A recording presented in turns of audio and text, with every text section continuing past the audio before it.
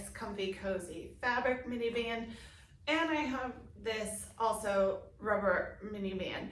I like them for different purposes, but if you can only have one, these are a little cheaper, but these are a lot more comfortable and stay put a lot better. So it just depends on what's in your budget and what you're looking for. I'm actually going to use the fabric one today for this exercise. So it will slide just above your knees. Again, this is where the fabric band can come in handy, is any exercise above your knees. Sometimes the rubber ones roll up and get kind of pinchy and tight, but they're great for bigger ranges of motion and usually around your feet. That's why I like to have both handy. Okay, and then we're gonna lay on our back. Okay, we're gonna do a bridge from here. My socks are probably gonna be slippery, so I'm actually gonna just pull them down so I can anchor my heels. We're gonna do a bridge, and you're gonna push into the band to do the bridge. Now, one thing that I wanna talk about is when you push into the band for the bridge, two things can happen.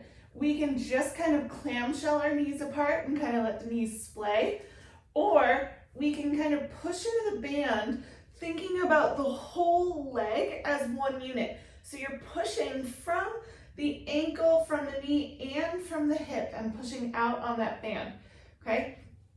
In both instances, you want to keep your feet flat. Okay, so even if you do more of the clamshell, feet should stay flat. You shouldn't roll to the outside of your feet. Same thing, as you push into the band with your whole leg, you don't want to roll that foot, okay? This is going to be especially important for this one. And that's how we're going to do our bridges today. We're going to push with our whole leg. So take a peek down, make sure your feet are hip width apart. They need to be a little wider for this bridge. Okay, knees, hips, and toes. Big toes are in alignment. Then we're going to find that neutral pelvis with that core slightly engaged. Okay, I like to keep my thumbs on my rib cage, my fingers on that ASIS or hip bone, and then make sure the distance between the thumb and finger never changes. You can also feel the core engagement that way, so you know that you don't lose that tension as you go into your bridge. Okay, so finding that tension, you're gonna lift up as you press out with your whole leg on the band. Okay, do that for about 3. Just kind of get a feel for it, see where you feel it. Should be kind of a little bit outside the booty as well. And then also give it a shot where you just kind of let the knees splay and see how that feels different for you.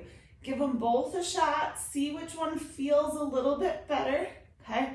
Now, in general, for postpartum, I really like using the whole leg as a unit to help make the movement happen. It's a little bit more realistic and lifelike in terms of how you move throughout the day as a mom, how we need it for running, walking, things like that. Okay, so just a couple different ways that you can tackle adding a band to your bridge to help add that side booty and that core a little bit more. Okay, so give it a shot. Let me know if you have any questions, and I look forward to seeing you next time.